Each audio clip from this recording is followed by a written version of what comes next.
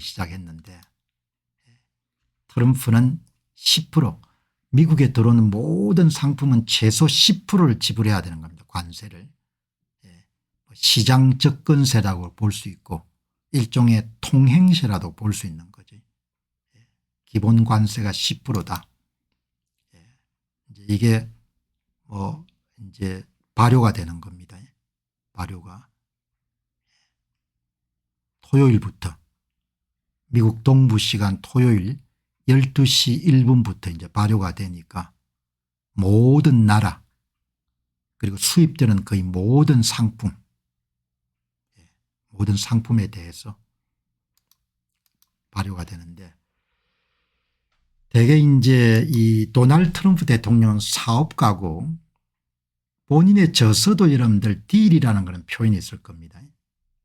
거래를 하는 것이니까 일단 초기에 협상 테이블에 앉기 전에 앵클링 이펙트라고 하죠. 선박을 따지게 되면 닷 효과라고 하지 않습니까? 일단 협상을 할 때 15% 타결되더라도 일단 30%를 때리는 겁니다. 높게. 그리고 나서 중간에 되게 합의를 보니까 앵클링 이펙트 혹은 닷 효과 이렇게 부르는데 일단 부르는 것을 높게 불려야 되는 거죠. 그 점을 제가 물어봤습니다. 트럼프 대통령의 전략은 일단 협상을 앞두고 관세율을 대폭 높여서 부과한 다음에 협상을 거쳐 조금 낮추어 준다는 전략인 것 같습니다. 상호 관세의 베이스라인이 10%라는 보도가 나오고 있는데 월스트리트저널에 나온 기사가 이런 주장을 하고 있는데 어떻게 생각하십니까? 그렇게 여러분 이야기를 하니까 도널드 트럼프 대통령은 모든 수입품에 대해서 10%의 기본 관세를 부과하고 특정 국가에 대한 추가적인 상호 보복적 관세를 부과한 새로운 무역 정책을 발표했는데 이 같은 전략은 협상 테이블에 앉기 전에 관세를 대폭 인상해서 상대국에 압박을 가한 후에 협상을 통해서 관세를 일부 낮춰주는 방식을 취할 가능성이 높습니다. 그러나 10%까지는 안 가겠죠. 한국 같은 경우는 지금 26%를 때렸으니까 10%하고 26% 사이에 이제 조건을 제시해 가지고 이제 그거를 끌어가는 그런 부분은 한덕수 총리가 잘 하실 것 같습니다. 왜냐하면 한미 자유무역협정의 거의 총책임자였으니까.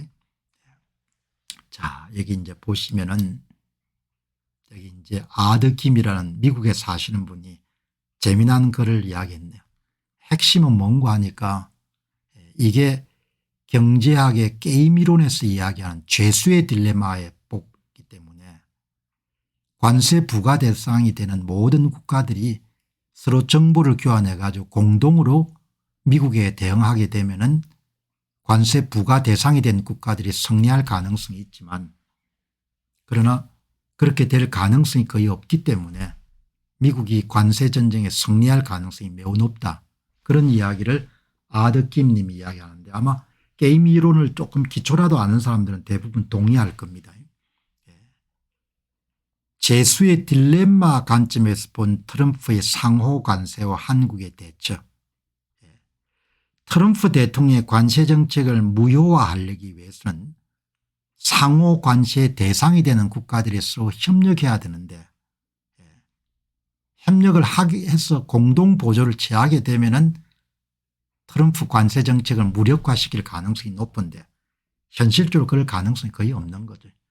그래서 트럼프가 승리할 가능성이 높다 그런 견해를 그래서 중국만 무지하게 때려 맞을 가능성이 높다. 일본도 반응 안 할 것이고 한국은 반항을 안 할 것이다 이렇게 보는 겁니다. 한중일과 대만이 협력하게 되면은 미국의 상호 관세 정책을 무력화할 수 있는데 협력할 가능성이 없지 않습니까? 서로가 기회주의적으로 행동하겠죠. 그래서 이제 이 아드킴이라는 말씀은 재수의 딜레마란 관점에서 보게 되면은 상호 관세 부과 대상이 되는 국가들이 협력할 수 있는 가능성이 없기 때문에 미국하고 여러분들 협상해서 좀 어느 정도 타이반을 받아내는 것이 좋겠다.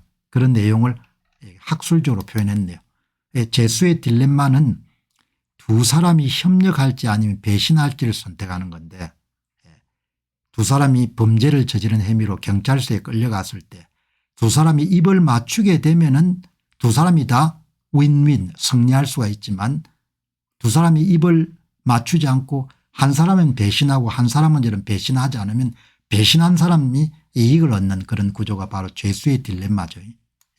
죄수의 둘 다 협력하게 되면은 이익이 되지만 한 명은 배신하고 한 명은 협력하게 되면은 협력한 사람이 어마어마하게 벌을 받게 되는 거죠.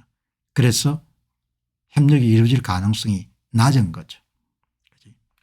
그래서 지금 상황이 죄수의 딜레마라는 관점에서 대단히 설명하기 좋은 사례이기 때문에